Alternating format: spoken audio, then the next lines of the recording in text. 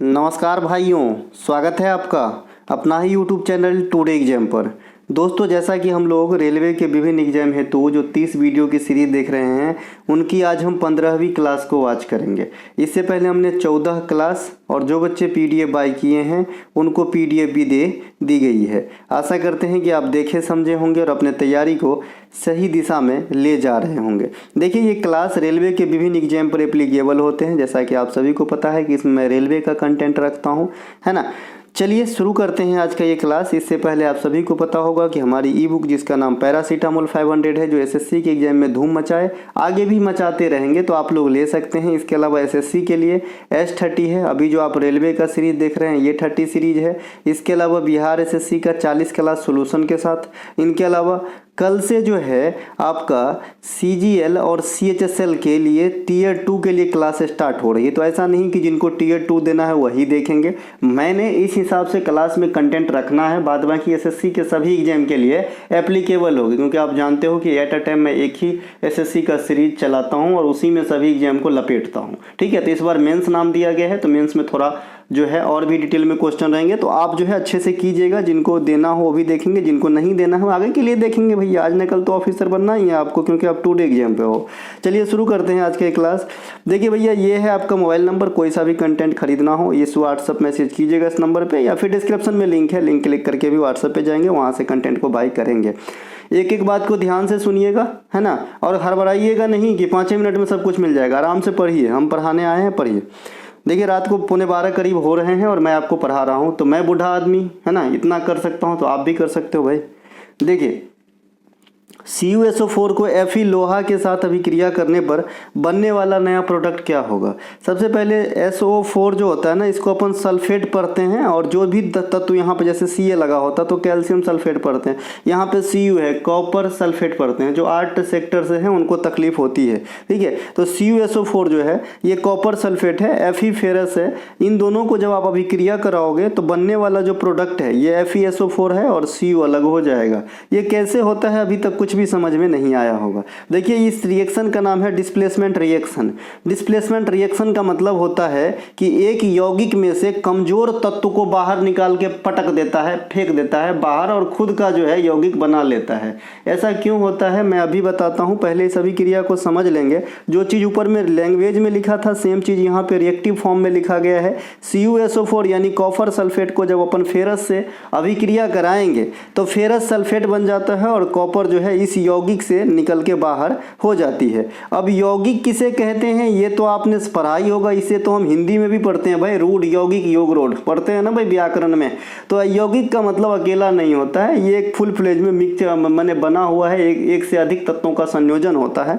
और ये Fe देख रही है अपन सिंगल ही है ना, ये सिंगल लोहा है, ठीक है। तो यौगिक से जो है तत्व को धकेल के बाहर निकाल देता है और खुद का यौगिक बना लेता है। ये है डिस्प्लेसमेंट रिएक्शन का खासियत गुण। अब ऐसा क्यों होता है, किस आधार पे होता है, क्या हर जगह संभव है, तो ऐसा नहीं है संभव। देखिए क्या होता है, विस्थापन अभिक्रिया, वह अभिक्रिया जिसमें एक तत्व किसी यौगिक के दूसरे तत्व का स्थान लेता है, विस्थापन अभिक्रिया कहते हैं। जैसे अभी ऊपर के केस में आपने CuSO4 कॉपर सल्फेट को अपन Fe से रिएक्शन करवाए थे और इधर Fe सल्फेट बन गया था, यानी फेरस सल्फेट बन गया था और कॉपर जो है अलग हो गया था, है ना। तो इसे अपन क्या कहते हैं, डिस्प्लेसमेंट रिएक्शन कहते हैं। यानी एक तत्व किसी यौगिक के तत्व को बाहर निकाल देता है और खुद का जो है यौगिक बना लेता है, उसे हम विस्थापन अभिक्रिया कहते हैं। अब ये ऐसा क्यों होता है, ये बात पे ध्यान देना ज़्यादा जरूरी है, तब आपको विस्थापन अभिक्रिया समझ में आएगी। और एक बार समझ लिए तो कभी भी दिक्कत नहीं होगी। विस्थापन अभिक्रिया में हमेशा अधिक क्रियाशील वाली तत्व कम क्रियाशील वाले तत्व को विस्थापित कर देता है। सेम सृष्टि का नियम है, जैसे जो बच्चे अच्छे से पढ़ेंगे वो मेरिट में आएंगे और कमजोर बच्चे जो है मेरिट से बाहर हो जाएंगे, ठीक है। तो उसी प्रकार से जो विस्थापन अभिक्रिया होता है वो अधिक अभिक्रियाशील का दबदबा होता है, यौगिक का निर्माण करता है, और जो कम अभिक्रियाशील होते हैं उसे यौगिक से धक्के मार के बाहर निकाल देते हैं। अब ये जो अभिक्रियाशीलता का क्रम है वो अपन बचपन से पढ़ते आए हैं। देखिए एक बार लुक मार लीजिए, आपको भी याद ही होगा मेरे ख्याल में, है ना। Potassium, sodium, calcium, magnesium, aluminium, ये जितने भी अयम वाला है ना, जैसे पोटेशियम, सोडियम, कैल्शियम, है ना, मैग्नीशियम, इस प्रकार से जो भी है ना ये सब ऊपर में है, ये अत्यधिक अभिक्रियाशील होते हैं, अत्यधिक अभिक्रियाशील तत्व हैं, है ना। इनके अलावा फिर एल्युमिनियम, जिंक, फेरस, लेड। ठीक है, अब ये देखिए ये हाइड्रोजन के ऊपर के हैं, आपको हाइड्रोजन मीडिएटर का काम यहाँ पे करता है, याद रखने के लिए हाइड्रोजन के ऊपर का चीज़ है ये अभिक्रियाशीलता में। हाइड्रोजन के नीचे आएंगे कॉपर, है ना, मरकरी, इसके अलावा सिल्वर, गोल्ड। देखिए गोल्ड सबसे कम अभिक्रियाशील होता है तत्वों में, सबसे कम तो नहीं लेकिन बहुत कम अभिक्रियाशील होता है ना, इसीलिए ये इतना महंगा है, इसीलिए ये रिएक्टिविटी कम गुण रखता है, कम रिएक्शन करते हैं दूसरे से, इसीलिए इतना महंगा है। जंग धब्बा नहीं लगते ना भाई सोना पे, है ना, तो ये इसलिए महंगा है। इसके अलावा सोना के बारे में एक और क्या चीज़ है भाई, ये हमेशा मुक्त स्वतंत्र अवस्था में पाया जाता है। स्वतंत्र अवस्था मतलब जहाँ मिलेगा शुद्ध मिलेगा, नदियों में मिलता है ना, शुद्ध मिलता है। ठीक है, ये अयस्क और के रूप में नहीं मिलती, शुद्ध मिलती है, तो इसे ध्यान रखेंगे। सोना का एक और खासियत है, सोना का तन्यता गुण बहुत ज़्यादा होता है। तन्यता गुण जो है ना, तन्यता गुण बहुत ज़्यादा होता है। वैसे किसी भी धातु में तन्यता गुण होते हैं, और भंगुरता जो है अधातु का गुण होता है। भंगुरता मतलब मारा चोट टूट गया, ठीक है, तन्यता मतलब मारा चोट पसर गया। जैसे छोटा सा सोना 2 ग्राम लीजिए, अंगूठी बना लीजिए आराम से पसार के, है ना, तो तन्यता गुण काफी इसमें जो है ज़्यादा होती है, टूटती नहीं है। ठीक है, तो भैया अभी अभी क्रियाशीलता का समूह अपने को याद करना है ना। अभी जो आपका रिएक्शन था ये क्या था, CuSO4 प्लस Fe था, और अपन बना लिए थे इधर Fe का सल्फेट, है ना, फेरिस सल्फेट, और इधर हमने Cu को अलग कर दिया था। अभी देखिए आपका Cu को हटाया है Fe, ठीक है, तो Fe जो है अधिक अभिक्रियाशील होनी चाहिए। तो देखिए Fe यहाँ पे है अभिक्रिया चेन में, और Cu कहाँ पे है, यहाँ पे है, तो ऊपर ज़्यादा कौन है, Fe है, तो Fe ज़्यादा अभिक्रियाशील है। यानी जैसे जैसे आप नीचे आएंगे अभिक्रियाशीलता का जो गुण है वो घटता हुआ चला जाता है। इस सीरीज में सबसे ज़्यादा पोटेशियम का है और सबसे कम गोल्ड का आपका जो है अभिक्रियाशीलता गुण है। ठीक है भैया, तो जो ज़्यादा तेज रहेगा वो कमज़ोर वाले को बाहर निकाल देगा, यही विस्थापन अभिक्रिया। ये एक जो आज का सीरीज चालू है उनका लोगो है ऊपर का, और कुछ नहीं है। इनके अलावा देखिए कॉपर क्लोराइड, है ना, कॉपर क्लोराइड अक्वस फॉर्म में है, ये आपका लेड से जो सॉलिड फॉर्म में है इनसे अभिक्रिया करेगा, तो आपका PbCl2 यानी से जो आपका लेड है उनका क्लोराइड बन जाता है और कॉपर अलग हो जाता है। इस मामले में क्या हमने देखा कि भाई Pb जो है वो कॉपर से ज़्यादा अभिक्रियाशील होनी चाहिए, तभी ये रिएक्शन संभव है। तो हम देख लेते हैं कि भाई Pb जो है ये कॉपर से ज़्यादा रिएक्टिव है कि नहीं। ठीक है, तो Pb जो है ये कॉपर से ज़्यादा रिएक्टिव है कि नहीं। यहाँ पे है आपका Pb और कॉपर कहाँ पे, यहाँ पे है, तो ज़्यादा रिएक्टिव है ऑब्वियसली, है ना, तो ये ध्यान रखेंगे। तो इसी प्रकार का ये आपका डिस्प्लेसमेंट रिएक्शन होती है। ठीक है, एक क्वेश्चन मैंने आपके लिए यहाँ पे लिख के छोड़ा है, आप लोग बताएंगे कि इसका प्रोडक्ट क्या बनेगा, जो है ना, जब Fe2O3 को 2L से प्रतिक्रिया कराएंगे, है ना। विस्थापन अभिक्रिया आपको दर्शाना है, बताइएगा। अब जो सीरियस बच्चा है वो लिखेंगे, जो ऐसे ही है कि भैया हाँ ठीक है तो नहीं लिखेंगे, सिंपल सी बात। ब्रह्मांड का मुखिया सूर्य से पृथ्वी की दूरी कितनी होती है। सूर्य से पृथ्वी की दूरी 2019 से 23 तक रेलवे ने 3 बार पूछा है। ठीक है, प्रेम है इससे, है ना। तो ये जो है ब्रह्मांड से सूर्य यानी पृथ्वी से सूर्य के बीच की दूरी जो है 14.96 करोड़ किलोमीटर है। ये डायरेक्ट पूछता है इसी प्रकार से, है ना, 14.96 जो है करोड़ किलोमीटर ऐसे ही पूछता है। आपको ऐसे ही आंसर देना है, 1496 आंसर याद रख लेना है, पृथ्वी और सूर्य के बीच की दूरी। एक क्वेश्चन यहीं से बन जाती है कि भाई जो पृथ्वी है इसकी नजदीकी तारा कौन सा है, तो नजदीकी तारा सूर्य ही है। अगर सीधे सीधे पूछे कि भाई नजदीकी तारा, है ना, तो कौन सा होगा, सूर्य आंसर करना है। लेकिन अगर सूर्य के बाद पूछेगा तो भाई पृथ्वी के सूर्य के बाद नजदीकी तारा कहेगा तो प्रैक्सिमा सेंचुरी, है ना, प्रैक्सिमा सेंचुरी। तो लैंग्वेज पे ध्यान देना है, ऐसा भी क्वेश्चन पूछा गया है, पृथ्वी की नजदीकी तारा तो सूर्य ही आंसर करना है, सूर्य के बाद कहेगा तब प्रैक्सिमा सेंचुरी आंसर करना है। तो पृथ्वी और सूर्य के बीच की दूरी कितनी हो गई, 14.96 करोड़ किलोमीटर। एक और क्वेश्चन पूछे जाते हैं पृथ्वी और सूर्य से, वैसे तो 3 क्वेश्चन पूछे जाते हैं। एक पूछे जाते हैं आपका उपसौर, है ना, उपसौर का डेट पूछा जाता है, तो ये 3 जनवरी को होती है उपसौर, जिस दिन क्या होता है सूर्य और पृथ्वी जितनी अपनी वास्तविक दूरी पे रहती है उससे कुछ कम दूरी पे आ जाती है, नजदीकियां बढ़ जाती है ना। इसके अलावा एक होता है आपका अपसौर, ये अपसौर होता है भैया 4 जुलाई को। इस दिन क्या होता है, अनबन हो जाते हैं दोनों में, पृथ्वी और सूर्य में, तो थोड़ा दूरी पर चले जाते हैं, सूर्य थोड़ा और ऊपर चले जाते हैं। ठीक है भाई, तो ये ध्यान रखेंगे। एक पूछा जाता है कि जो ज्वार भाटा आता है आपका, ज्वार भाटा आता है आपका समुद्र के अंदर, ये टाइम फिक्स होते हैं, 6 घंटा 13 मिनट के बाद विपरीत चक्रण होती है, यानी ज्वार आएगा तो 6 घंटा 13 मिनट के बाद भाटा आता है, ऐसा होता है ना। 2 बार ज्वार 2 बार भाटा आते हैं 24 घंटे के अंदर समुद्र में। तो ये ज्वार भाटा में किसके किसके रोल होते हैं, तो सूर्य, पृथ्वी और चंद्रमा ये तीनों के रोल होते हैं। हम चलते हैं आगे। इसके अलावा सूर्य की जो आपका और भी क्वेश्चन पूछा जाता है सूर्य से कि सूर्य के बाहरी सतह को क्या कहते हैं, तो किरीट और कोरोना कहते हैं।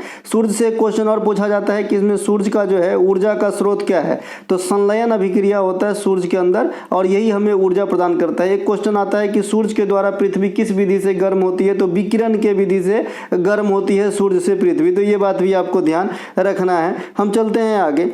इसके अलावा सूर्य से विभिन्न ग्रहों के बीच की दूरी नीचे दर्शाया गया है, ये आपको ध्यान रखना है। ये भी क्वेश्चन आपके एग्जाम में डायरेक्ट पूछे जाते हैं कि सूर्य से अमुक ग्रह, जैसे पृथ्वी भी ग्रह है भाई एक, है ना, तो पृथ्वी के बीच की दूरी पूछ लो, कल हो के बुध के बीच की दूरी पूछ लो, तो क्या आंसर दोगे, तो आराम से पूरा याद रख लीजिए। बुध का 576 यानी 5.76 करोड़, यानी सबसे नज़दीक जो है सूर्य के लिहाज से इसका बच्चा बुध है, सबसे कम दूरी पे बैठा हुआ है। शुक्र है 10.82 करोड़ पर, 3 नंबर पे पृथ्वी आएगा यानी 1496, 4 नंबर पर 2279 है ना, बृहस्पति फिर 77 और सबसे दूरी यानी देखिए यहाँ पे 449.96 करोड़ किलोमीटर है ना सूर्य से दूरी है किसका, वरुण ग्रह का। ठीक है, तो इसमें कुछ ग्रह ये डायरेक्ट पूछता है भाई, इसे आंकड़ा मत समझना, ये सीधे नंबर है, क्योंकि उनको भी पता है कि बच्चे एग्जैक्ट याद नहीं रख पाएगा, गलती करेगा। ठीक है, तो आपको आराम से 2-4 बार देखना है, जो भी लॉजिक लगे। सबसे पहले तो सूर्य से बढ़ती हुई दूरी के ग्रह याद है ना, तो फिर ऑप्शन छांटने में मदद हो जाएगी। जैसे मान लीजिए हमें शुक्र का पूछा है और 4 को यही ऊपर से दे दिया है। ठीक है, तो हम पहला चोट करेंगे ये सेकेंड वाले पे। ठीक है मेरे भाई, क्योंकि मुझे भी पता है कि शुक्र जो है आपका सूर्य से दूसरे स्थान पे होंगे। ठीक है, तो उस हिसाब से थोड़ा बहुत तो जो है आपको थोड़ा बहुत ध्यान जरूर रखना है। ये ग्रह है, बाद में कि ग्रह के क्रम से भी पूरे ब्रह्मांड समझा जा सकता है। ये 4 गो है और ये 4 गो है, 2 भागों में बांट लेते हैं हम। ये 4 को पार्थिव कहते हैं या फिर है ना, ये आपका जो है पार्थिव ग्रह कहते हैं या फिर आंतरिक ग्रह भी कहते हैं। इसे अपन नग्न आंखों से देख सकते हैं। और ये जो 4 गो बाहर का ग्रह है इसे अपन जोवियन ग्रह कहते हैं या बाहरी ग्रह कहते हैं या गैसीय रूप में ग्रह कहते हैं, जो भी कह सकते हैं। अपन आंतरिक ग्रह को सघन ग्रह भी कह सकते हैं। फिर लाल पीला हरा ग्रह किसे कहते हैं, तो लाल कहते हैं मार्स को, नीला कहते हैं पृथ्वी को, पीला कहते हैं शुक्र को, हरा कहते हैं अरुण को, बलय वाला ग्रह कहते हैं आपका शनि को, सबसे बड़ा ग्रह कहते हैं अपन जुपिटर को, सबसे छोटा ग्रह कहते हैं बुध को। बिना उपग्रह वाला कौन सा 2 ग्रह है, तो बुध और शुक्र, इसके कोई उपग्रह नहीं है। सबसे अधिक उपग्रह वाला ग्रह कौन सा हो गया अभी, तो सैटर्न हो गया। पहले बृहस्पति भी हुआ करता था, तो ये दोनों जो है वैरी करता रहता है। इसके अलावा ये सब ध्यान रखना है। और क्या, फेरस सल्फेट जो आपका ये जो आयरन ऑक्साइड के कारण जो है इसका रंग लाल होता है, किसका भैया, ये जो है आपका मंगल का। इन्हें ध्यान रखिए, लाल दानव भी कहते हैं, लाल दानव भी कहते हैं मंगल को, ये भी ध्यान रखेंगे, लाल दानव। पृथ्वी का द्रव्यमान भी पूछा जाता है और घनत्व भी पूछा जाता है डायरेक्ट। ठीक है, तो पृथ्वी का द्रव्यमान है 5.972 गुने 10 के पावर 24 किलोग्राम। और चंद्रमा का द्रव्यमान है ना, क्योंकि इसकी का उपग्रह है छोटू सा, तो इसका द्रव्यमान जो है यहाँ पे 7.347 गुने 10 के पावर 22 kg, तो ये चंद्रमा का है। ठीक है, इसके अलावा पृथ्वी चंद्रमा का एकमात्र प्राकृतिक उपग्रह है, आप सभी को पता है। चंद्रमा जो है पृथ्वी का उपग्रह है, एकमात्र प्राकृतिक उपग्रह। किसी भी उपग्रह की कक्षीय चाल किन किन बातों पर डिपेंड करता है, पिछला एनटीपीसी में भी ये लफ्ज पूछा गया था। किसी भी उपग्रह की कक्षीय चाल जो है पृथ्वी की त्रिज्या पे डिपेंड करेगा, गुरुत्वीय त्वरण पे डिपेंड करेगा और पृथ्वी से उस जो आपका उपग्रह है उनकी हाइट कितनी है इस पे भी डिपेंड करता है। ठीक है भाई, लेकिन जो आपका उपग्रह का द्रव्यमान है ना उस पर डिपेंड नहीं करता है। यही एक गलत दे देता है और पूछता है निम्न में से कौन सा कथन गलत है। तो कोई भी उपग्रह की जो कक्षीय चाल है वो उनके द्रव्यमान पर निर्भर नहीं करता है। बाद बाकी पृथ्वी की त्रिज्या, पृथ्वी की ऊंचाई, इस सब पे जो है आपका डिपेंडेबल है। पृथ्वी की घनत्व कितनी है, 5.518, 51 ही याद रखिए, 5.51 याद रखिए, है ना, ग्राम CM³ होता है घन मीटर। ठीक है, तो इसे भी ध्यान आप रखेंगे। ठीक है भैया, चलते हैं आगे। इनके अलावा जैन मठ संस्थाओं को क्या कहा जाता है, जैसे अभी आपने रेलवे में क्वेश्चन अटेंड किया होगा पहले कि भाई पारसी धर्म में मंदिर को क्या कहते हैं, अग्नि मंदिर कहते हैं। उसी प्रकार से कल हो के अगर पूछे कि जैन का जो मंदिर होता है या फिर जैन का जो धार्मिक स्थान होता है उनको क्या कहा जाता है जैन धर्म में, तो बसादिस कह सकते हैं या देरासर कह सकते हैं। ये दोनों शब्द यूज करते हैं जैन धर्म के लोग अपने पवित्र स्थलों के लिए। ठीक है, जैन धर्म के संस्थापक की बात करें तो ऋषभ देव होते हैं। कौन होते हैं? ऋषभ देव। और अंतिम तीर्थंकर या 24वें तीर्थंकर कहिए, ये होते हैं भगवान महावीर। भगवान महावीर कौन भाषा यूज किए थे उपदेश देने के लिए? तो प्राकृत भाषा यूज किए थे।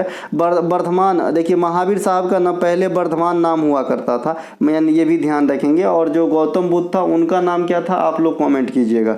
देखिए 540 से 568 ईसा पूर्व में एक महान क्षत्रिय कुल में इनका जन्म हुआ था। कहाँ पे? कुंडग्राम, वैशाली, ये बिहार के अंदर है। 42 वर्ष की आयु में उन्हें पूर्ण ज्ञान की यानी कैवल्य की प्राप्ति हुई थी। किन्हें भैया?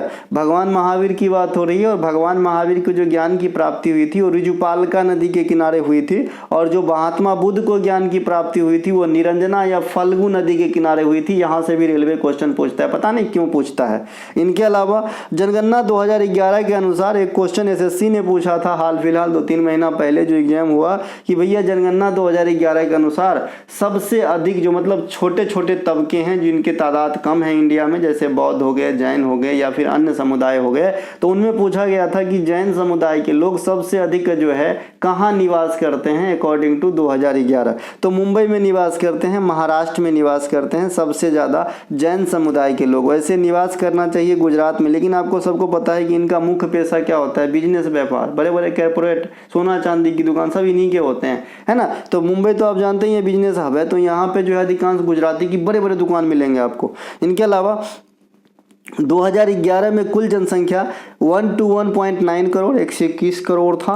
हिंदू सबसे ज़्यादा था यहाँ पे 96.6 करोड़ जो 80% से कम है। और यहाँ पे आपका एसएससी CHSL 2024 में यही पॉइंट उठा के पूछ दिया था कि भारत में हिंदू की आबादी है। ऑप्शन थे 80%, 79%, है ना, 81%, 82%। इस केस में कौन सा आंसर मारा जाए? कोई भी बच्चा, इस केस में कौन सा आंसर मारा जाए बताइए?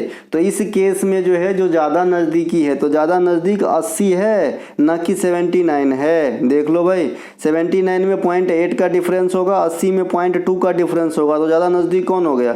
80 हो गया। इसीलिए 80 को आंसर करना होगा। ठीक है मेरे भाई, तो ऐसे भी क्वेश्चन पूछे जाते हैं, इसीलिए मैंने जनगणना 2011 से सभी धर्म के परसेंटेज को यहाँ पे रख दिया है। ठीक है, मुस्लिम की आबादी थी 17.22 करोड़, जो परसेंटेज में काउंट करेंगे तो 14.2% थे इस्लाम धर्म के लोग, इन्हें ध्यान रखेंगे। इनके अलावा ईसाई धर्म के लोग तीसरे सबसे ज़्यादा पाए जाते हैं इंडिया के अंदर, 2.3% थे। सिख धर्म के लोग 1.7%, बौद्ध धर्म के लोग 0.7% और जैन धर्म के लोग मात्र 0.4%। अन्य धर्म और मत के लोग 0.7%, यानी बौद्ध और अन्य ये दोनों जो है सेम थे तादाद में, है ना। और कुछ लोग जो धर्म नहीं बताए वो 0.2% इंडिया में निवास करते हैं। तो बौद्ध और आपका जो है अन्य कितने हो जाएंगे? 0.7%। जो धर्म नहीं बताए वो कितना? 0.2%। ठीक है मेरे भाई। और जैन धर्म 0.4%। हिंदू की आबादी 80 से कम, 79 से ज़्यादा 79.8, है ना। और मुस्लिम 14 पॉइंट कुछ था समथिंग, है ना। तो ऐसे याद रख लेंगे, काम आएगी, है ना। इनके अलावा जैन धर्म के प्रमुख त्यौहार पर्युषण और गुजरात में मकर संक्रांति के जो है त्यौहार किस नाम से मनाते हैं? उत्तरायण के नाम से। ठीक है, इनके अलावा स्तूप क्या होता है? अब मैं बौद्ध धर्म पे आता हूँ। स्तूप क्या होता है कि भाई बौद्ध स्मारक जिन्हें आमतौर पर बुद्ध या अन्य संत व्यक्तियों से जुड़े पवित्र अवशेष को रखे जाते हैं, सीधे सीधे उनके महत्व के जो भी अवशेष होते हैं उनको संरक्षित रखने जाने की जो स्थान होते हैं, जो जनरली अर्ध गोलाकार होते हैं, है ना। तो इसे हम क्या कहते हैं? स्तूप कहते हैं, है ना। स्तूप कहाँ कहाँ पे है जो फेमस है? भरहूत स्तूप ये मध्य प्रदेश के सतना में है, केसरिया स्तूप ये बिहार में है, धमेक स्तूप ये उत्तर प्रदेश के बनारस के पास है ना। इसके अलावा स्तूप के ऊपरी भाग को क्या कहते हैं? तो हर्मिका कहते हैं। क्या कहते हैं? हर्मिका कहते हैं। इस प्रकार से होते हैं गोल, है ना। और यहाँ पे एक ऐसे प्लेट के जैसे लगे होते हैं, फिर यहाँ पे एक लगे होते हैं, तो इसको अपन हर्मिका कहते हैं। तो ये हर्मिका भी पूछा जाता है। इनके अलावा बौद्ध, अच्छा एक महान स्तूप आपका छूट गया, सांची का स्तूप, ये आपका कहाँ पे है, मध्य प्रदेश में, अशोक साहब ने बनवाए थे।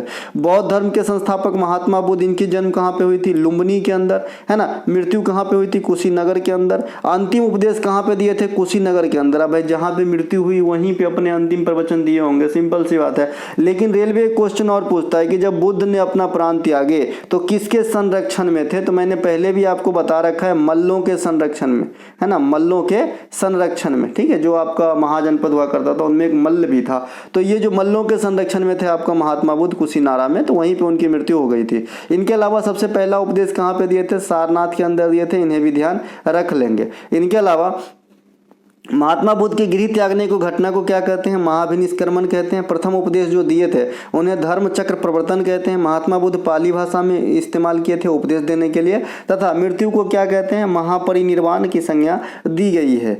महाराष्ट्र में अजंता की गुफा जो है ये किस धर्म से है, तो ये बौद्ध धर्म से है। किस धर्म से है, बौद्ध धर्म से है। और अजंता की गुफा में कुल कितने गुफा है, कोई बच्चा, 29 गुफा है, और 29 के 29 बौद्ध धर्म को रिलेट करते हैं। महाराष्ट्र में ही एक एलोरा की गुफा है जहाँ पे 34 गुफाएं हैं, और इनमें हिंदू, बौद्ध और जैन ये तीनों धर्म से जुड़े हुए, है ना, चीजों को दर्शाया गया है। पारसी धर्म में जो पूजा स्थल होते हैं उसे अग्नि मंदिर या दर ए मेहर कहते हैं, यानी जो आपका दर ए मेहर मतलब दया का स्थान होता है, ऐसा है ना। अग्नि मंदिर या दर ए मेहर कहते हैं अपन पारसी धर्म में जो पूजा स्थल या मंदिर होते हैं उनका। इनके अलावा जो आपका यहूदियों की पूजा स्थल होता है ना उसे सिनेगाग कहते हैं, ये भी पूछा जाता था पहले। सिनेगाग कहते हैं जो यहूदियों के पूजा स्थल होते हैं। इनके अलावा द्रविड़ शैली में जो मंदिर बनाए जाते हैं, द्रविड़ शैली में अपन कहाँ मंदिर बनाते हैं, साउथ इंडिया में।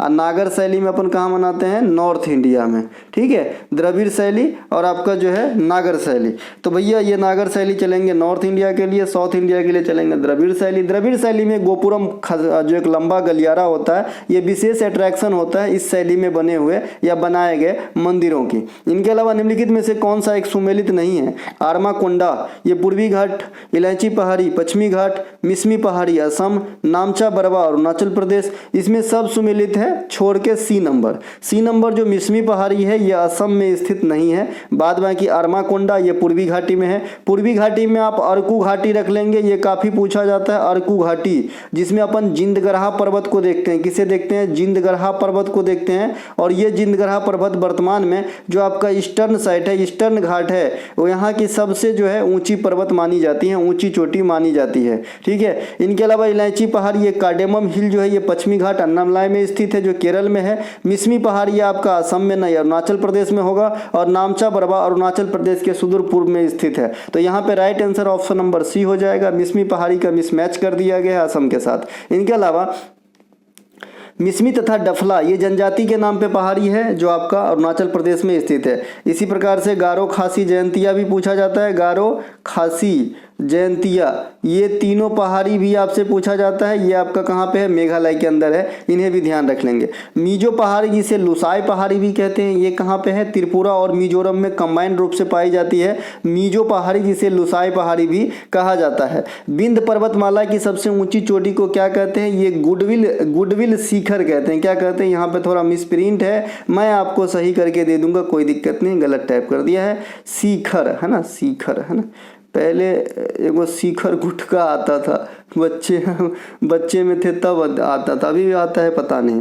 देखिए विंध्य पर्वतमाला की सबसे ऊंची चोटी ये आपका गुडविल शिखर है ना, गुडविल शिखर है। ये मध्य प्रदेश में स्थित है विंध्य पर्वतमाला। विंध्य पर्वतमाला के बगले में सतपुरा पर्वतमाला, ये भी मध्य प्रदेश में स्थित है। और इसकी सबसे ऊंची चोटी महादेव पहाड़ी में स्थित धूपगढ़ी चोटी है। तो सतपुरा का सबसे ऊंची धूपगढ़ी, विंध्य का सबसे ऊंची चोटी गुडविल, विश्व का सबसे ऊंची चोटी माउंट एवरेस्ट, इंडिया की सबसे ऊंची चोटी कंचनजंगा। ये सब ध्यान रखना है, ठीक है मेरे भाई। तो ये महादेव पहाड़ी में है मध्य प्रदेश में। अब एक क्वेश्चन आता है कि विंध्य और सतपुरा के बीचों बीच से बहने वाली प्रायद्वीपीय भारत की कौन सी नदी है, तो ये है भैया आपका नर्मदा नदी। नर्मदा नदी जो है ये आपका सतपुरा और विंध्य पर्वतमाला के बीचों बीच से बहती है ना। और ये आपका अमरकंटक की चोटी से निकलती है। नर्मदा प्रायद्वीपीय भारत में अरब सागर में गिरने वाली सबसे लंबी नदी है। वैसे अरब सागर में गिरने वाली पेनिनसुलर इंडिया इंडिया की सबसे लंबी नदी गोदावरी है, लेकिन वो बंगाल की, माफ कीजिएगा, बंगाल की खाड़ी में गिरने वाली सबसे लंबी नदी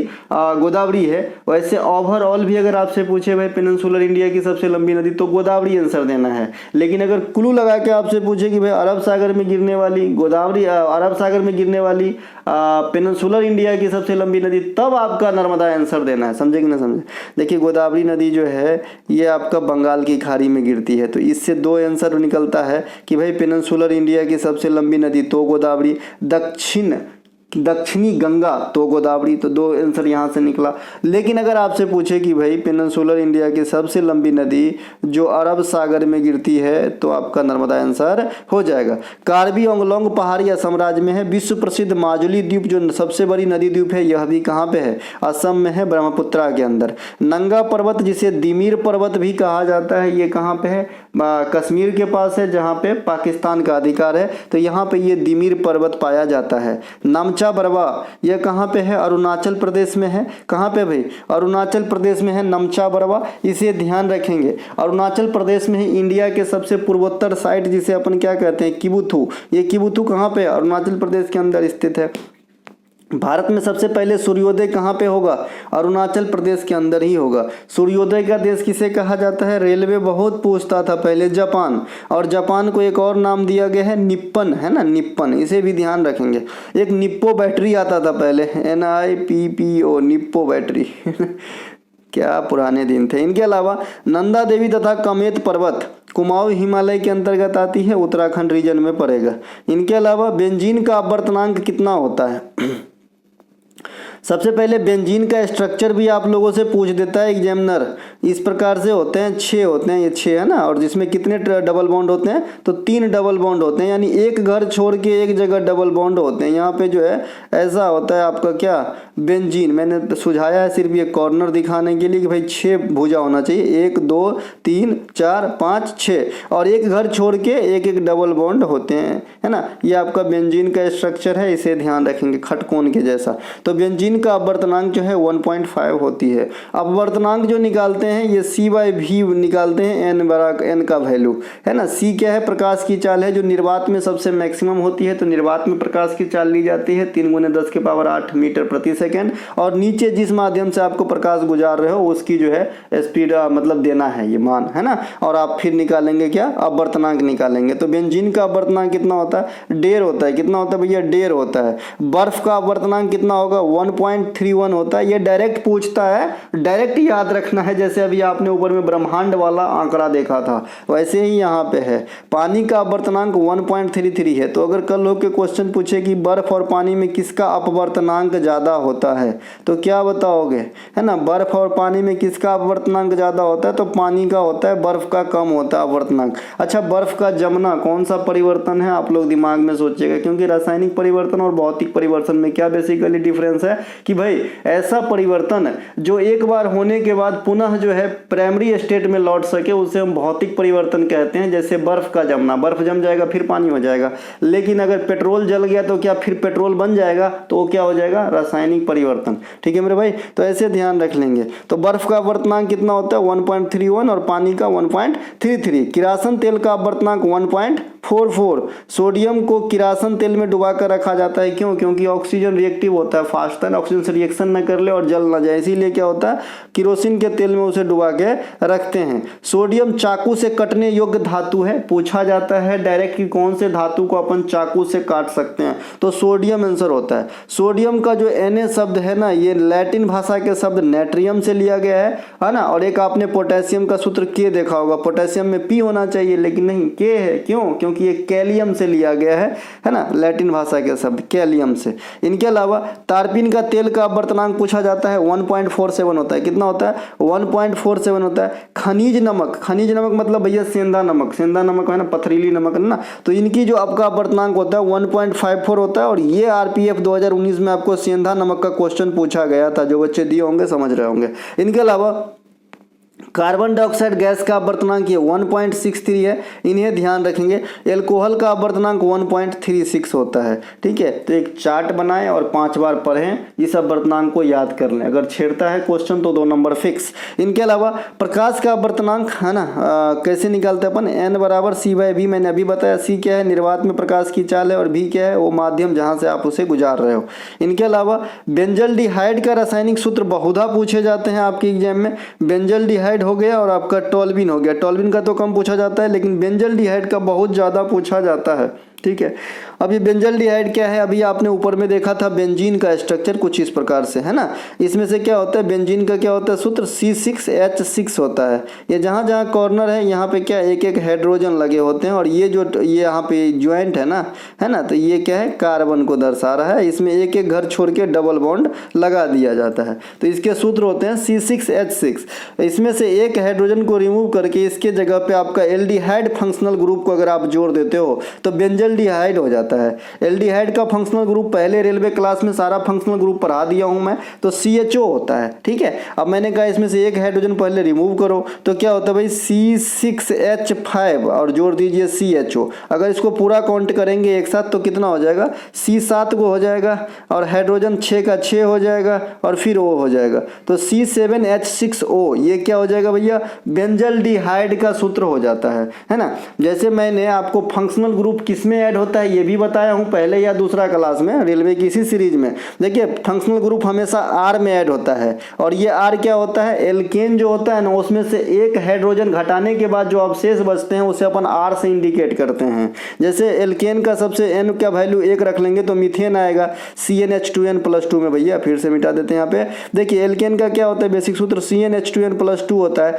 इसमें N का वैल्यू 1 रखेंगे आएगा CH4। CH4 में मैंने क्या कहा कि भाई एल्केन से जो रिजल्ट आएगी उसमें अगर एक हाइड्रोजन को हटा देंगे तो वो जो तत्व बच जाता है उसे हम R कहते हैं। तो CH4 में से एक हाइड्रोजन हटा दीजिए, क्या बचेगा, CH3। इसे हम क्या कहते हैं, मिथाइल, है ना। अब इसी में कोई भी फंक्शनल ग्रुप ऐड होगा, जैसे OH होता है एल्कोहल का, और ये अभी आपका मीथेन से मिथाइल बना है, हम एक हाइड्रोजन हटा के, तो इस CH3OH जोड़ दीजिए, क्या हो जाएगा, मिथाइल एल्कोहल, है ना। तो इसी प्रकार से अभी बेंजीन में से मैंने एक हाइड्रोजन पहले हटाया था, है ना, उसके बाद जो है हम फंक्शनल ग्रुप CHO जोड़े थे, तो ये इस प्रकार से आ गया था। C6H5 में हमने CHO जोड़े तो C7H6O हो गया, इसका नाम है बेंजल्डिहाइड। ठीक है भाई। इनके अलावा टोल्युइन क्या होता है, C6H6। सेम बेंजीन में जब आप CH3 जोड़ देते हो एक हाइड्रोजन को रिमूव करके, है ना, तो अपना क्या बन जाता है भाई, आपका बन जाता है टोल्युइन। यहाँ पे टोल्युइन लिखा है, इसको पूरा काउंट करोगे तो C6H5 हो जाएगा, फिर अपन इसमें CH3 जोड़ेंगे,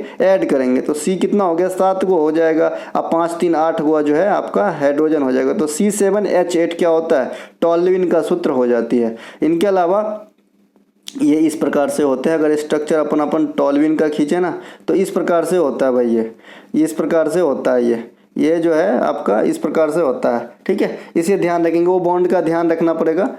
तो कार्बन का 3 1 4 कोई दिक्कत नहीं, यहाँ जो है आप बॉन्ड लगा सकते हो। इस प्रकार से होता है टोल्युइन भाई। चलते हैं आगे। स्वतंत्रता के बाद प्राक्कलन समिति का गठन कब किया गया था। देखिए प्राक्कलन समिति इंपोर्टेंट समिति है। प्राक्कलन समिति स्वतंत्रता के बाद 1905 में गठन किया गया था। प्राक्कलन समिति में प्रारंभ में कितने सदस्य का रहना तय हुआ था, तो 25 सदस्य का रहना तय हुआ था। बाद में 1956 में इसकी सदस्यों की संख्या बढ़ाकर 30 कर दिया गया, जो आज भी प्राक्कलन समिति में 30 सदस्य चलते हैं। और ये 30 के 30 सदस्य जो है कहां से आते हैं, तो ओनली जो है लोकसभा से आते हैं। प्राक्कलन समिति में जो है कोई भी राज्यसभा के सदस्य नहीं होते हैं। प्राक्कलन समिति का कार्यकाल 1 वर्ष का होता है। इस समिति में कोई भी मंत्रीगण सदस्यता ग्रहण नहीं करते हैं, मतलब जो आप मंत्री हो तो इस समिति में सदस्यता आपको नहीं मिलेगी। कार्यकाल कितने वर्ष का, 1 वर्ष का। शुरुआत में कितने सदस्य थे इसके, 25, अब कितने होते हैं, 30। कहां से आते हैं, लोकसभा से। लोकसभा का स्पीकर तथा उपाध्यक्ष के जो पोस्ट है ना, लोकसभा का अध्यक्ष और उपाध्यक्ष का जो पोस्ट है, इस पोस्ट का सृजन कब से हुआ था, तो ये आपका 1919 को जो मॉन्टेग्यू चेम्सफोर्ड योजना आई थी, तो उसी के तहत 1921 में इस प्रकार के पोस्ट को क्रिएट किया गया था। प्राक्कलन समिति का अध्यक्ष कौन है भैया, प्राक्कलन समिति का अध्यक्ष लोकसभा के अध्यक्ष के, एक सेकेंड, प्राक्कलन समिति का अध्यक्ष लोकसभा के अध्यक्ष के द्वारा लोकसभा के सदस्यों में से ही नियुक्त किए जाते हैं। अच्छा, प्राक्कलन समिति समिति का जो अध्यक्ष होते हैं ना, वो स्पीकर के द्वारा ही लोकसभा के सदस्यों में से एक आदमी को नियुक्त कर दिया जाता है। प्राक्कलन समिति में प्रमुख कार्य में क्या क्या सम्मिलित है, तो बजट है ना, बजट में सम्मिलित प्राक्कलनों की जांच करना, सार्वजनिक व्यय में किफायती लाना या फिर इस पर सुझाव देना, ये प्राक्कलन समिति का कार्य है। लोक लेखा समिति भारत के सर्वप्रथम मॉन्टेग्यू चेम्सफोर्ड योजना 1919 के अनुसार 1921 में स्थापित किए गए थे लोक लेखा समिति। अभी आपने देखा है स्पीकर और उपाध्यक्ष का पोस्ट भी इसी अधिनियम में आया था 1919 में। 1919 में और क्या आया था भैया, प्रांत में द्वैध शासन लगाए गए थे, है ना, और ये प्रांत में द्वैध शासन भारत सरकार अधिनियम 1935 में समाप्त करके उस जगह पे केंद्र में लगाया गया था। तो ये ध्यान रखेंगे, चीज़ों को रिलेट करेंगे। इनके अलावा जो आपका लोक लेखा समिति होते हैं उसमें 22 सदस्य होते हैं, 15+7 के रेशियो में। 15 लोकसभा से आते हैं, 7 राज्यसभा से आते हैं। इसकी चुनाव संसद के द्वारा किया जाता है। सदस्यों का कार्यकाल इसमें भी 1 साल का होता है, प्राक्कलन समिति में भी 1 साल का होता था। प्राक्कलन समिति में भी कोई भी मंत्रीगण जो है सदस्यता नहीं ले सकते थे, यहाँ भी कोई भी मंत्रीगण सदस्यता नहीं ले सकते हैं लोक लेखा समिति में भी, ठीक है। 1967 में इस समिति का अध्यक्ष विपक्ष के नेता बने, तब से प्रचलन में चलती आ रही है। अब लोक लेखा समिति में जो अध्यक्ष होते हैं वो कौन होते हैं, विपक्ष के नेता होते हैं। लोक लेखा समिति की जांच अधिकारी कौन करते हैं, भारत के नियंत्रक एवं महालेखा परीक्षक CAG करते हैं, comptroller and auditor general of India करते हैं, जो वर्तमान में कौन है, गिरीश चंद्र मुर्मू है। और CAG की नियुक्ति कौन करते हैं, राष्ट्रपति करते हैं। आर्टिकल कौन सा प्रयोग करके, 148 का प्रयोग करके। और जो CAG जांच करने के बाद जो रिपोर्ट बनाता है वो रिपोर्ट किसे सौंपते हैं, तो राष्ट्रपति को सौंपते हैं। लोक लेखा समिति, प्राक्कलन समिति, सार्वजनिक उद्योग के लिए गठित समिति, ये सभी वित्तीय समितियां हैं। जो ये भारतीय संविधान के अंतर्गत ये कैसी समितियां हैं, वित्तीय समितियां हैं। वित्तीय मतलब पैसा कौड़ी वाला।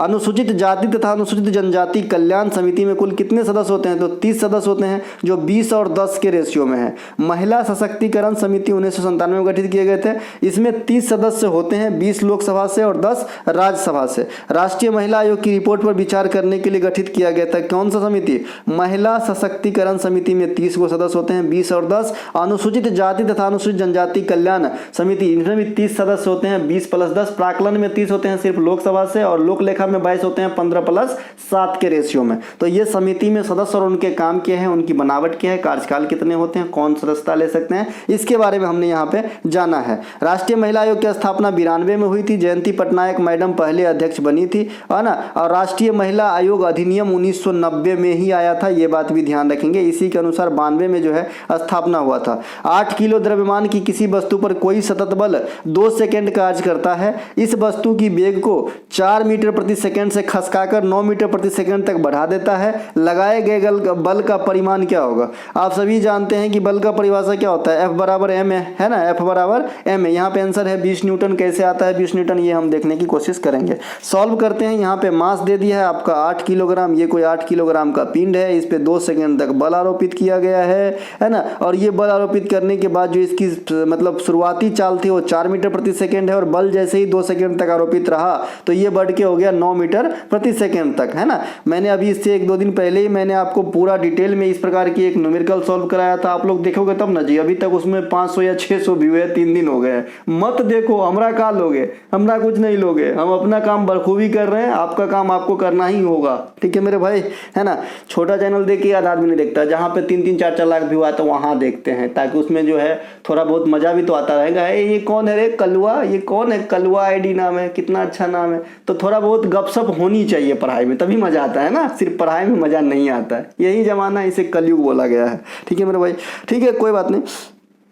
देखिए यहाँ पे मास है 8 किलोग्राम, 8 kg है। सेकेंड 2 सेकेंड है। इनिशियल चाल 4 मीटर प्रति सेकेंड है, और जो बल 2 सेकेंड तक आरोपित रहती है उससे चाल बढ़ के 9 मीटर प्रति सेकेंड हो जाती है ना। अब न्यूटन के सेकेंड नियम से आप जानते हैं हमें बल का जो है व्यंजक या सूत्र प्राप्त होता है। न्यूटन के पहले नियम से बल का परिभाषा प्राप्त होता है, दूसरे से व्यंजक प्राप्त होता है। ध्यान रखिएगा, यहाँ से क्वेश्चन डायरेक्ट दाग देता है एग्जाम में, ठीक है। तो F बराबर ma है। F मतलब फोर्स है, m मतलब क्या मास है, और a मतलब क्या है एक्सलरेशन है, एक्सलेशन है ना। तो ये ध्यान रखेंगे। त्वरण है ना, तो त्वरण का मतलब क्या होता है, अभी मैंने 2-3 दिन पहले आपको बताया है। जो वेग में परिवर्तन के दर होते हैं उसे एक्सलरेशन या त्वरण कहते हैं। यहाँ पे a निकालेंगे तो वेग में परिवर्तन का दर, तो क्या हो गया भैया 4 से बढ़ के 9 हो गया, तो बड़का में से छोटका को घटा के और जितने टाइम में हुआ है उससे भाग दे देंगे। तो 9 में से 4 गया 5, 5/2 हो गया 2.5 है ना, 2.5 हो गया, ठीक है। तो 2.5 यहाँ से हमें a का वैल्यू निकल चुका है। F बराबर ma होता है, m का वैल्यू 8 पहले से था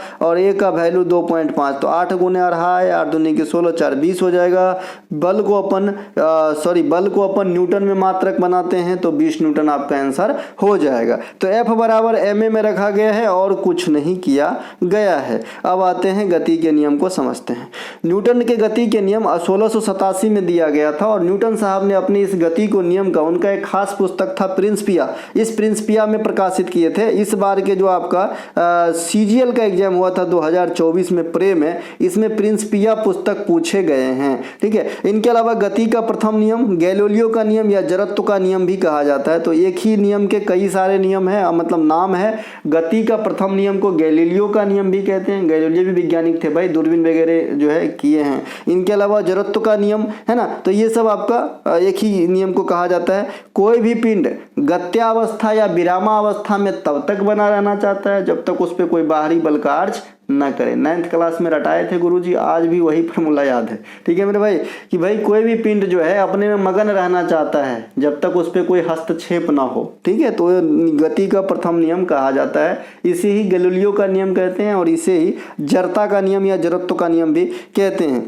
न्यूटन के प्रथम नियम में से क्या होता है, बल की परिभाषा मिलती है और सेकेंड वाले से बल का व्यंजक प्राप्त होता है F बराबर ma, जो जिसका यूज करके हमने ऊपर न्यूमेरिकल को सॉल्व किया है। उदाहरण के लिए बात करेंगे, चलती हुई बस के ब्रेक लगने से यात्री आगे की तरफ झुक जाता है, बस एकाएक चलता है तो यात्री पीछे की तरफ झुक जाता है, ये ना कंबल को पीटते हैं तो धूल मिट्टी निकलने लगती है। तो ये सब क्या है, ये सब जो है आपका न्यूटन के प्रथम नियम को फॉलो करते हैं। न्यूटन की गति की दूसरी नियम क्या कहता है, किसी वस्तु पर आरोपित बल उस वस्तु के उत्पन्न संवेग में परिवर्तन के दर का समानुपाती होता है। इसी नियम को से हम बल का व्यंजक प्राप्त करते हैं, अर्थात F बराबर ma प्राप्त करते हैं। हालांकि ये डायरेक्ट प्राप्त नहीं होता है, एक नियतांक होता है, नियतांक का वैल्यू 1 करेंगे तब F बराबर ma होता है। तो हम लोगों ने डायरेक्ट सूत्र याद रख लिया है क्योंकि यही अपने को काम आना है। ठीक है मेरे भाई, चलते हैं आगे। देखिए नीचे की इमेज आपको दिख रहा होगा, ये क्या है कि भाई मास है, m मास का कोई पिंड है जिस पे F जो है फोर्स आरोपित किया जा रहा है। इसकी इनिशियल जो चाल है ये u है ना। थोड़ी देर के बाद जितने भी देर रखा गया होगा इसकी जो चाल है बढ़ के v हो गया है।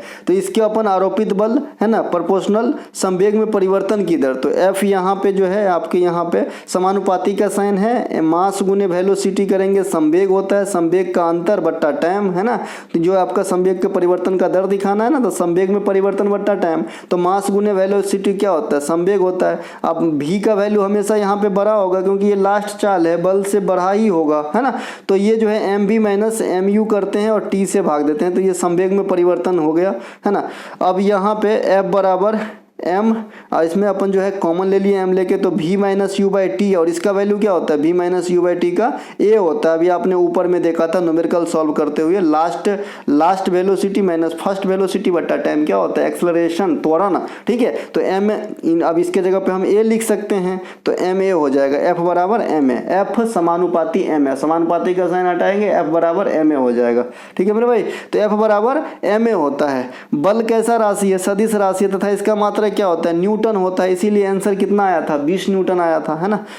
इसके अलावा अगर बल का न्यूटन में मात्रक नहीं लिखा है तो kgm बट्टा s स्क्वायर होगा या फिर kgm सेकेंड इन्वर्स होगा है ना। इस प्रकार से बल का मात्रक हो सकता है। इन्वर्स मतलब पीछे माइनस का साइन रहेगा क्योंकि इस s स्क्वायर नीचे में ऊपर जाएगा तो माइनस के 2 पावर हो जाएंगे।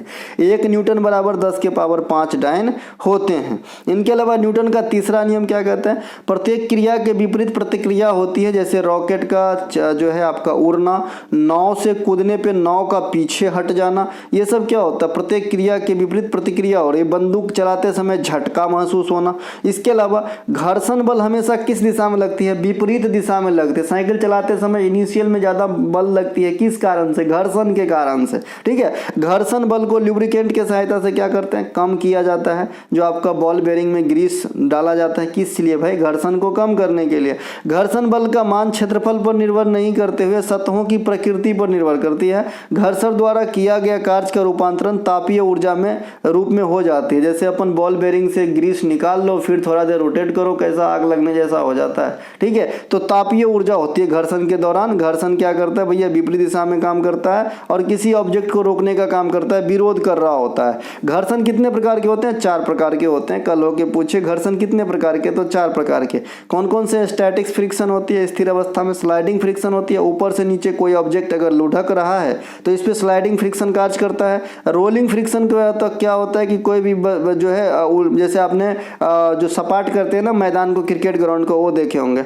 इनके अलावा लिमिटिंग फ्रिक्शन होता है ना, जब कोई वस्तु सरकने के हो तभी जो लगती है उसे लिमिटिंग फ्रिक्शन कहते हैं। घर्षण भी 4 प्रकार के होते हैं, ठीक है। घर्षण क्या होता है आप सभी को पता है भाई, साइकिल वगैरह चलाते हैं आप लोग। इनके अलावा बर्फ पर हम फिसल जाते हैं, क्यों? क्योंकि वहां पे घर्षण कम है तो फिसल जाते हैं। चप्पल में ग्रिप रहेगा तब ना नहीं फिसलते, और नहीं रहता है ग्रिप तो फिसल जाते हैं। इसका मतलब ग्रिप है तो घर्षण है, ग्रिप नहीं है तो क्या होता है, घर्षण कम हो जाता है, हम गिर जाते हैं।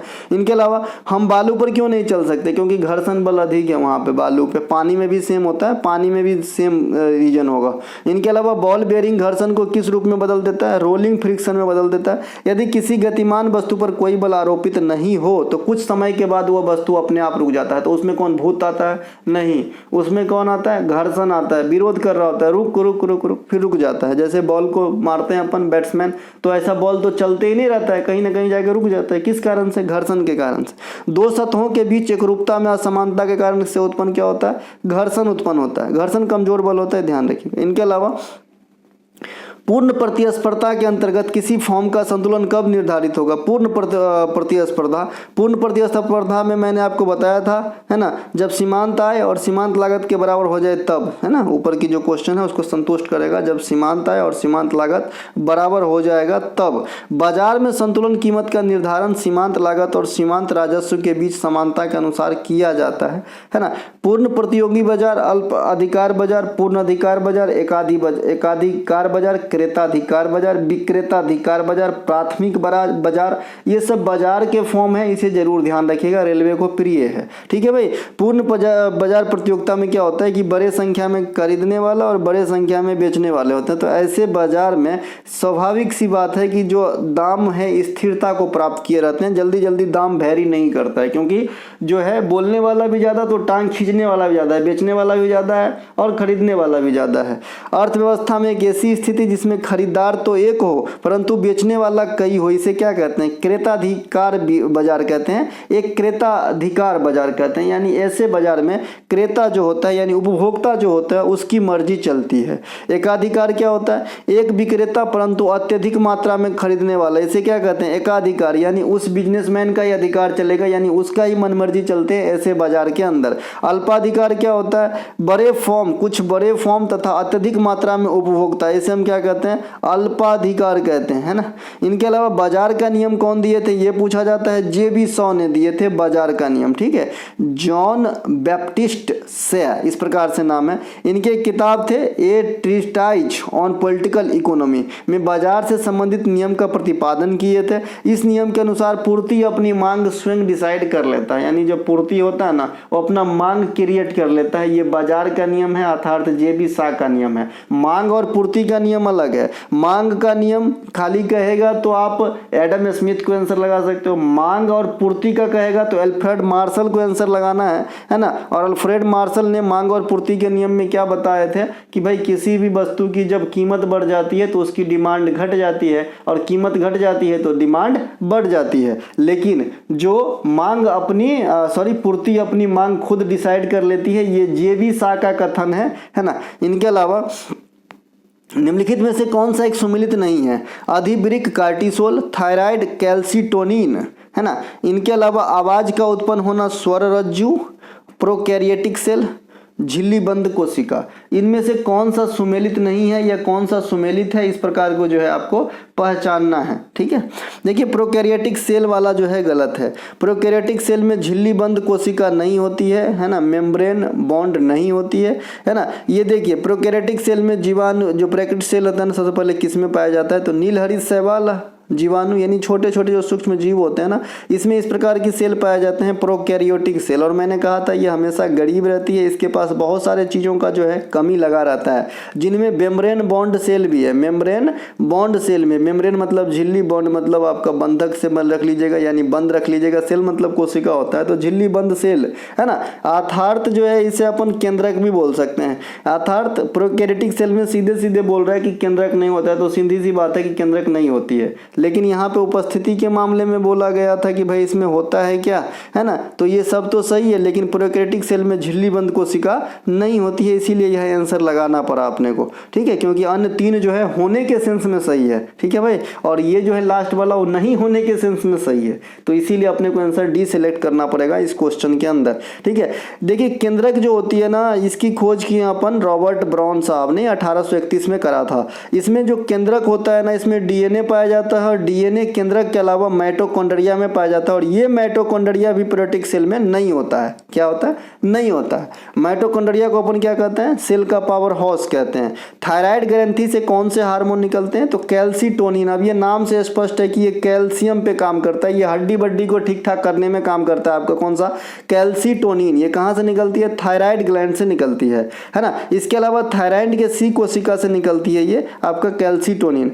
आवाज का जो उत्पन्न होना है, जैसे मैं बोल पा रहा हूँ, तो ये जो आवाज उत्पन्न हो रहा है ये कहाँ से हो रहा है? तो स्वर रज्जु। स्वर रज्जु जिसे अपन वोकल कॉर्ड भी कहते हैं। क्या कहते हैं? वोकल कॉर्ड कहते हैं। वोकल कॉर्ड के इंटरनल कंपन से जो है ये आपका क्या निकलता है भैया? हमारा आवाज निकल पा रहा है। इनके अलावा अग्नाशय से क्या निकलती है? इंसुलिन नामक हार्मोन निकलती है। यह इंसुलिन क्या करती है? शरीर में शुगर लेवल को बैलेंस करने का काम करती है। इनके कमी से कौन सी रोग होती है? शर्करा वाली रोग, मधुमेह रोग होती है। एड्रिनल को क्या कहते हैं? लरो उरो हार्मोन कहते हैं। इसे जीवन रक्षक हार्मोन भी कहा जाता है। ये क्या होता है वास्तव में कि जब आप गम में हो, चिंता में हो, विचलित हो गए हो, कोई ताना मार दिया है, आप डर सहम गए हो, और बाद में जो आप स्ट्रेंथ लाते हो ना, पावर, क्या आई कैन डू इट, मैं दिखाऊंगा इसे, तो इसमें जो है आपको मतलब सीधा रास्ते पे लाने के लिए ये हार्मोन काम करता है। कौन सा भैया? एड्रिनल। इसीलिए इसे लरो उरो हार्मोन या जीवन रक्षक हार्मोन भी कहा जाता है। पिट्यूटरी ग्रंथि का पिछला भाग, इसे हम न्यूरो हाइपोफिसिस कहते हैं, ठीक है। ये पिट्यूटरी ग्लैंड की पिछला हिस्सा है, जिसे पार्स नर्वोसा भी कहते हैं। ऑक्सीटोसिन स्रावित करता है, ऑक्सीटोसिन, है ना। ये ऑक्सीटोसिन जो है ये पिट्यूटरी से, सही बात है भाई, ये ऑक्सीटोसिन जो है ये आपका संश्लेषित कहेगा तो फिर अलग हो जाएगा। जहाँ से दर्द ठंडा गर्म होता है ना, आपका हाइपोथैलेमस, है ना, दर्द, एक सेकेंड, दर्द, ठीक है, दर्द वगैरह हाइपोथैलेमस से ही होते हैं। भूख प्यास का केंद्र भी हाइपोथैलेमस, ये सही है। तो उसी प्रकार से ये एक्सोटोसिन जो है संश्लेषित होती है आपका हाइपोथैलेमस से, लेकिन निकलता है आपका पिट्यूटरी ग्लैंड के पिछले भाग से, ठीक है। जो पिट्यूटरी ग्रंथि है ये मानव वृद्धि हार्मोन यहीं से निकलती है, एसटीएच, जिसे ग्रोथ हार्मोन भी कहते हैं। ऑक्सीटोसिन को हाइपोथैलेमस द्वारा संश्लेषित किया जाता है, यहाँ पे अलग से लिखा भी है। ऑक्सीटोसिन को लव हार्मोन भी कहा जाता है, ठीक है। इनके अलावा पिट्यूटरी ग्लैंड उत्तेजना के समय इत्यादि में भी ये हार्मोन जो है एक्टिव हो जाती है। इसके अलावा पिट्यूटरी ग्रंथि मानव शरीर की सबसे छोटी ग्रंथि है जो मस्तिष्क में पाई जाती है। मानव मस्तिष्क को अपन 3 भागों में बांटे हैं, अग्र, पश्च और मध्य, ठीक है। इसके बारे में मैंने अलग से आपको पढ़ा दिया है मानव मस्तिष्क के इसी रेलवे वाले सीरीज में भाई। इनके अलावा एल्डोस्टेरोन, कार्टिसोल, है ना, ये भी आपका हार्मोन का नाम है, यधिवृक्क ग्रंथि से निकलती है ना। अब मैंने आपको एक बात बताया है, हार्मोन और आपका जो है क्या बोलते हैं भाई, एंजाइम, ये दोनों जो है ग्रंथि ही रिलीज करती है, लेकिन जो अंतःस्रावी ग्रंथि होती है वही हार्मोन रिलीज करती है, और जो बहिःस्रावी ग्रंथि होती है वो निकालता है आपका क्या भैया, है ना, वो निकालता है एंजाइम। एंजाइम का काम किसी पार्टिकुलर जगह पे होता है, हार्मोन का काम पूरे शरीर में होता है। त्रिस्तरीय पंचायत राजतंत्र में क्या क्या शामिल होते हैं? ग्राम पंचायत, पंचायत समिति और जिला परिषद। त्रिस्तरीय पंचायत व्यवस्था 73वां संविधान संशोधन 1992 जो 24 अप्रैल 1993 को लागू हुआ था, इसीलिए इंडिया में 24 अप्रैल को हम पंचायती दिवस मनाते हैं। इस अवस्था में ग्रामीण स्तर पर क्या होता है? ग्राम पंचायत। ब्लॉक स्तर पे क्या होता है? पंचायत समिति। या जिला स्तर पे क्या होता है है ना, जिला परिषद। तो ये त्रिस्तरीय पंचायत व्यवस्था में जो है आपका संस्थान है कि ग्राम स्तर पे ग्राम पंचायत, ब्लॉक स्तर पे ब्लॉक पंचायत या पंचायत समिति, जिला स्तर पे आपका जिला परिषद। त्रिस्तरीय पंचायत राज प्रणाली पे जो सुझाव दिए थे वो बलवंत राय मेहता थे। इसके ऑप्शन में अशोक मेहता भी रहते हैं, लेकिन आपको आंसर नहीं करना है क्योंकि अशोक मेहता ने द्विस्तरीय पंचायती व्यवस्था को सुझाने का काम किया था जो एक्सेप्टेबल ना रहा। त्रिस्तरीय पंचायती व्यवस्था एक्सेप्टेबल है आज इंडिया में, ये बलवंत राय मेहता कमेटी के अनुसार चलाई गई थी। पंचायती राज व्यवस्था में ग्रामीण स्थानीय सुशासन को 2 स्तरीय करने का सुझाव जो दिया गया था ये अशोक मेहता समिति ने दिया था जो न चल पाया। भारत में पंचायती व्यवस्था की शुरुआत 1959 में राजस्थान के नागौर से हुई थी। शुरुआत में भारत के 2 राज्य जहां पे पंचायती व्यवस्था आरोपित की गए थे, सबसे पहले तो राजस्थान हो जाएगा, दूसरा स्थान आंध्र प्रदेश हो जाएंगे। पंचायती राज व्यवस्था को हम लोकतांत्रिक विकेंद्रीकरण के नाम से भी जानते हैं, ये ध्यान रखेंगे। कभी कभी पंचायत के जगह पे यही शब्द लिखा होता है, लोकतांत्रिक विकेंद्रीकरण, ठीक है। इसके अलावा भारतीय संविधान के 9वीं भाग तथा 11वीं अनुसूची पंचायती व्यवस्था से संबंधित है और 11वीं अनुसूची में पंचायत से संबंधित 29 विषयों को रखा गया है। डीपीएसपी के अंतर्गत आर्टिकल 40 जो है ये ग्राम पंचायत के गठन का प्रावधान करता है। वैसे आर्टिकल 243 के विभिन्न आर्टिकल जो है ग्राम पंचायत को रिलेट करते हैं राज्य के अंदर, ठीक है भाई, इन्हें ध्यान रखेंगे।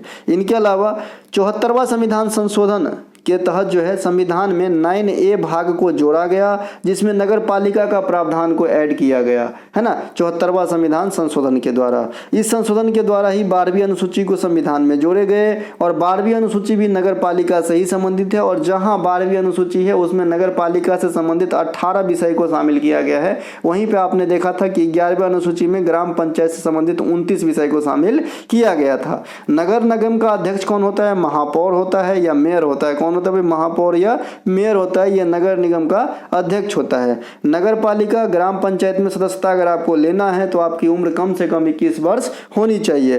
पंचायत समिति अपने कार्यों के जवाब के लिए जिला परिषद के प्रति उत्तरदायी होते हैं, तो ये बात भी आपको ध्यान रखना है।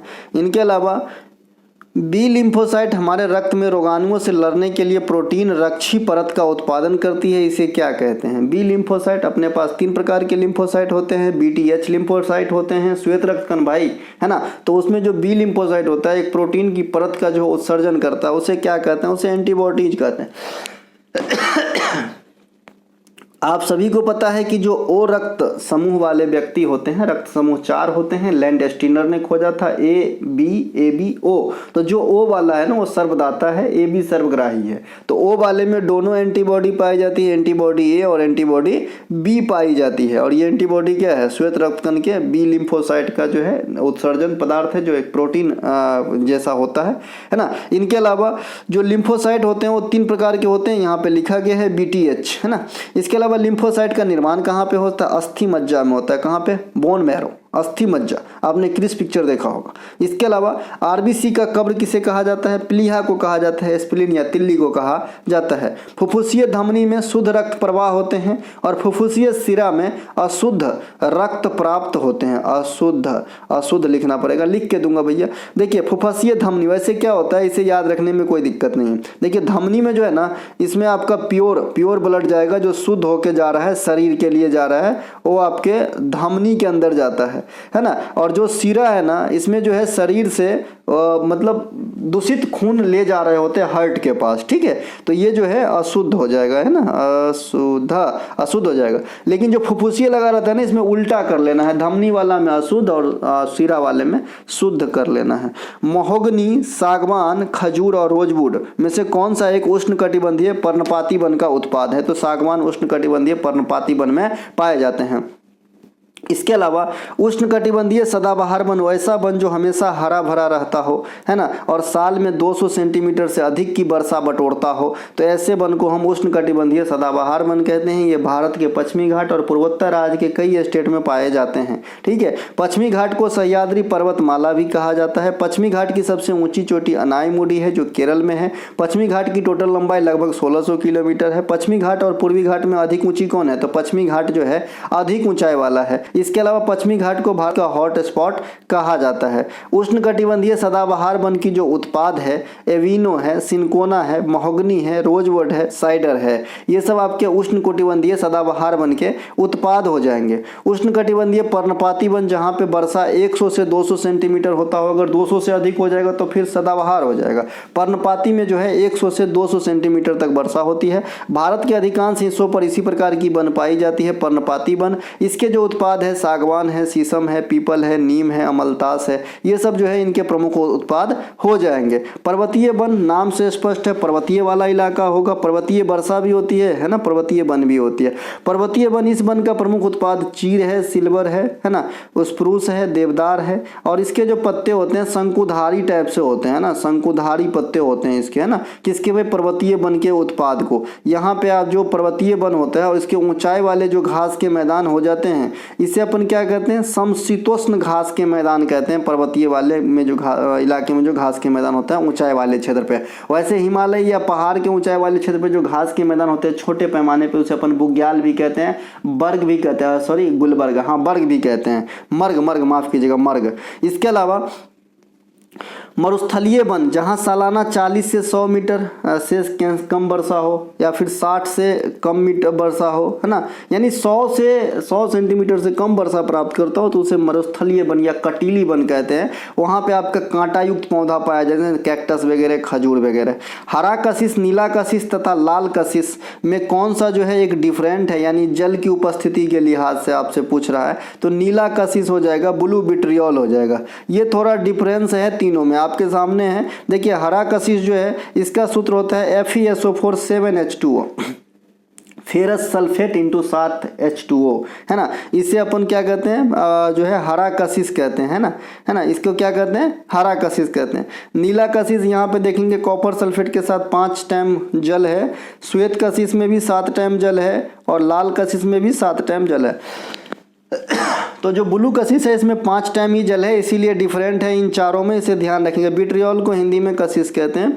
डायरेक्ट आयल ऑफ विट्रियोल कहते हैं H2SO4 को, है ना, यहाँ पे लिखा है। सोडियम नाइट्रेट को चिली साल्ट पीटर कहा जाता है। सोडियम नाइट्रेट को अपन क्या कहते हैं, चिली साल्ट पीटर कहते हैं, NONO3 हो जाएगा इसे, अपन क्या कहते हैं, चिली साल्ट पीटर कहते हैं। कुछ अन्य तत्व इनके अयस्क का नाम नीचे दिया गया है, सभी महत्वपूर्ण है, आपको ध्यान रखना है। डायरेक्ट आपके एग्जाम में पूछा जाता है कि ये अमुक चीज किसके अयस्क है, जैसे कैल्शियम का डोलामाइट हो जाएगा, कैल्साइट हो जाएगा, जिप्सम हो जाएगा। जिप्सम का सूत्र भी पूछा जाता है, CaSO4 2H2O होता है। यह सूत्र इसलिए पूछा जाता है क्योंकि इसी से प्लास्टर ऑफ पेरिस का निर्माण होगा। कैसे होता है, जब जिप्सम को निर्जलीकरण किया जाता है, गर्म किया जाता है, तो ये 2 भाग जल में से 1.5 भाग जल लापता हो जाता है और बच जाता है CaSO4 हाफ H2O बच जाता है। इसे अपन जिप्सम प्लास्टर ऑफ पेरिस कहते हैं, कैल्शियम सल्फेट हेमीहाइड्रेट कहते हैं, ठीक है, इसीलिए जिप्सम का सूत्र इंपॉर्टेंट है। इसके अलावा मैग्नीशियम, मैग्नेसाइट, डोलामाइट, कार्नेलाइट।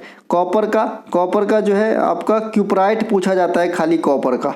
इनके अलावा जिंक का, जिंकाइट नहीं पूछा जाएगा, जिंक ब्लेड पूछा जाता है, कैलामैन भी पूछा जाता है, ठीक है। एक पिच ब्लेंड होता है, पिच ब्लेंड होता है, ये जैसे जिंक ब्लेंड है वैसे एक पिच ब्लेंड होता है, पिच ब्लेंड यूरेनियम का होता है, इसे भी ध्यान रखेंगे। एक लेड है, लेड का आपका गेलेना पूछा जाता है काफी बार, गेलेना PVS, ये लेड का होता है, काफी बार पूछे जाते हैं जी गेलेना, इसे ध्यान रखेंगे। टीन का सर कैसेट राइट होता है, टीन का SN से पकड़ लेंगे अगर सूत्र याद करते हैं तो। कैडमियम को ग्रेनोसाइड होता है, निकेल का मिलेराइट होता है, मैगजीन का मैग्नेटाइट,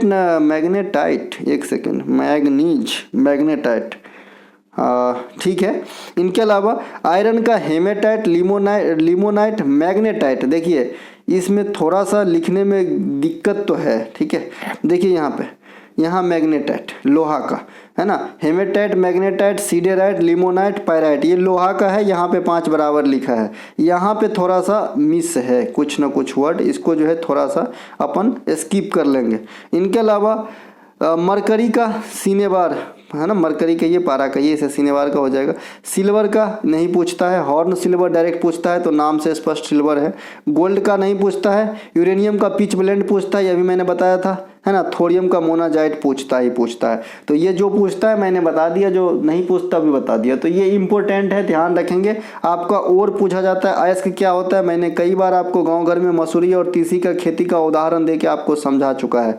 इसके अलावा एनसीईआरटी का ये डायरेक्ट एग्जाम्पल है जो आपके एग्जाम में क्वेश्चन आते हैं, है ना, ये वाला अभिक्रिया, ठीक है, कि भाई फेरस सल्फेट हेप्टाहाइड्रेट को गर्म करने पर किसकी अलगाव हो जाती है। अभी आपने देखा FeSO4 फेरस सल्फेट 7 बार H2O, ये विट्रियोल है ना, इसको अपन गर्म करते हैं तो हीट के उपस्थिति में ये जो है आपका अलग हो जाता है। किससे अलग कर देता है, 7 H2O को छोड़ देता है, जल को जो है निर्जलीकरण कर देता है, जल अलग कर देता है और बच जाता है FeSO4 जिसका कलर होता है व्हाइट।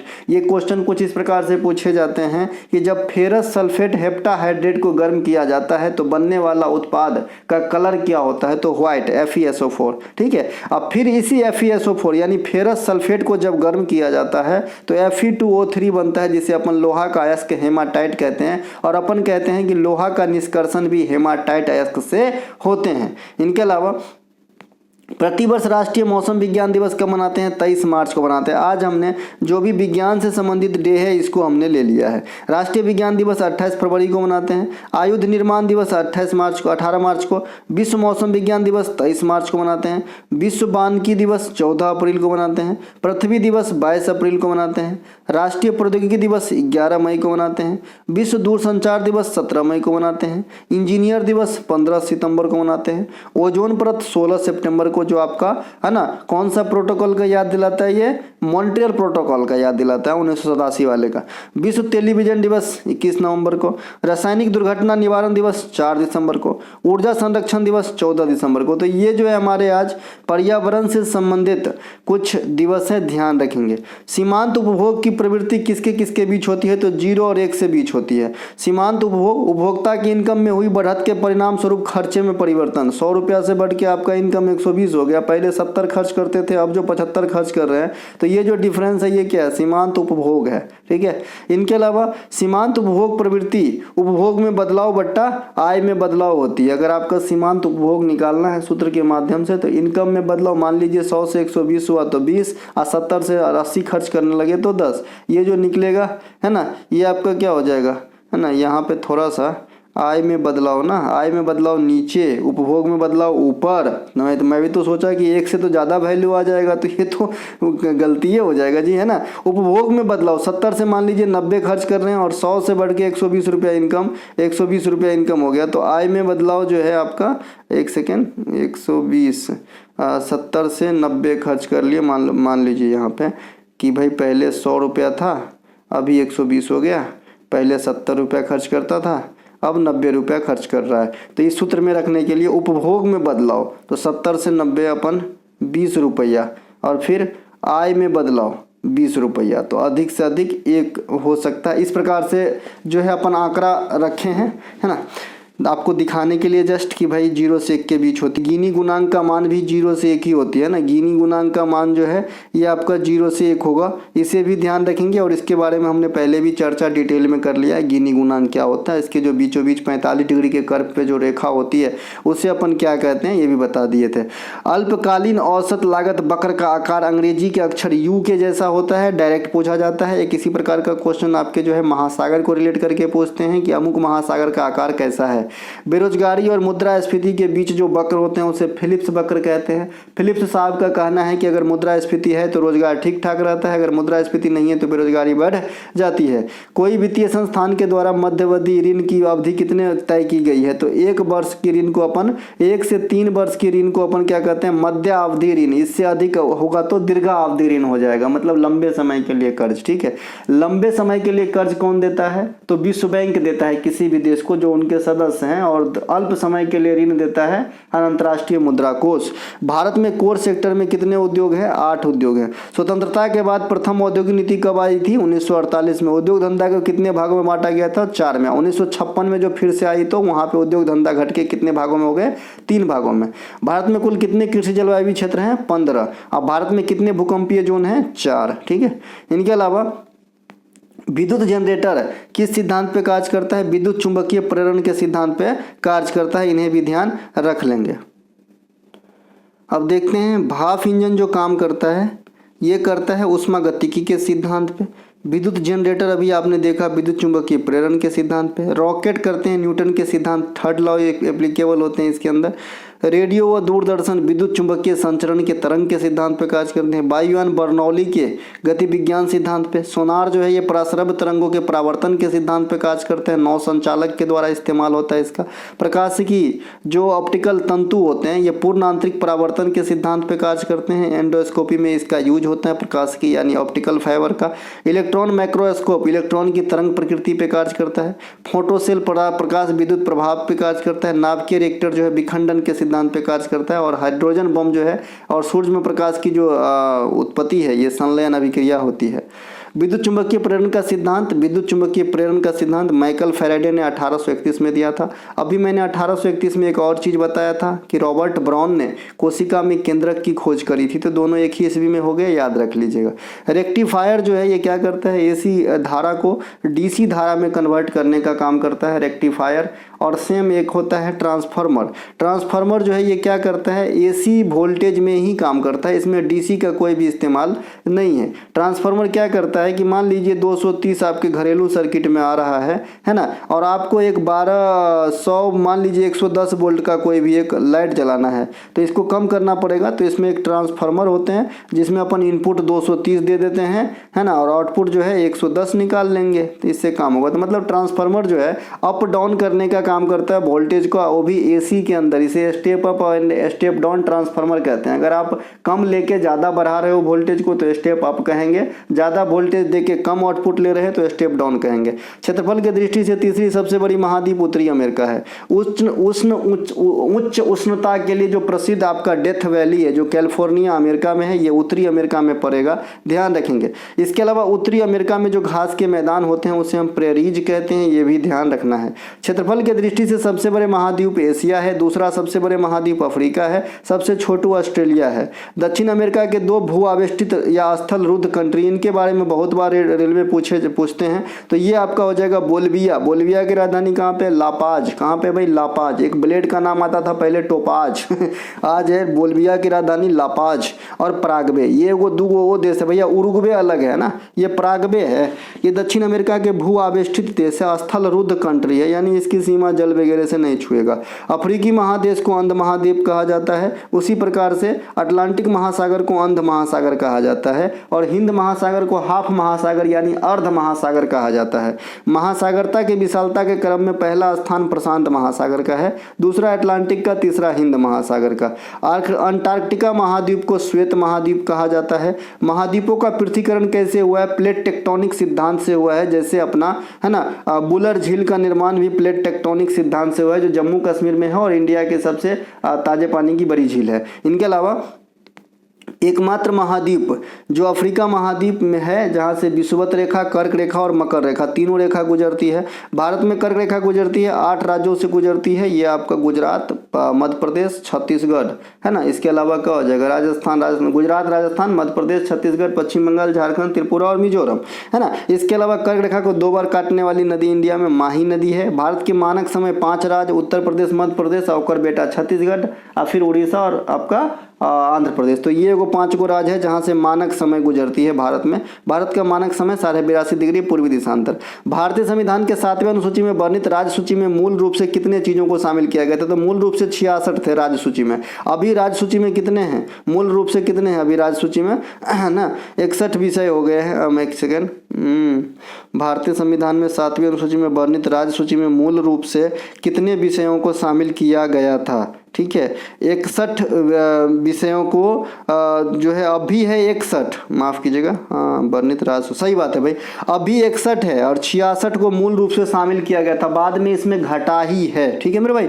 तो जो है राज्य सूची में जब संविधान बना था तो 66 को विषय को रखा गया था, अभी वर्तमान में 61 को है। और संघ सूची में उस समय 97 को विषय था, अभी 100 को विषय है। और समवर्ती सूची में उस समय 47 को विषय था, अभी 52 को विषय है। तो ये जो है करंट वाला रखिएगा, 100, 52 और आपका 61 राज्य सूची, माफ कीजिएगा संघ सूची, राज्य सूची, समवर्ती सूची।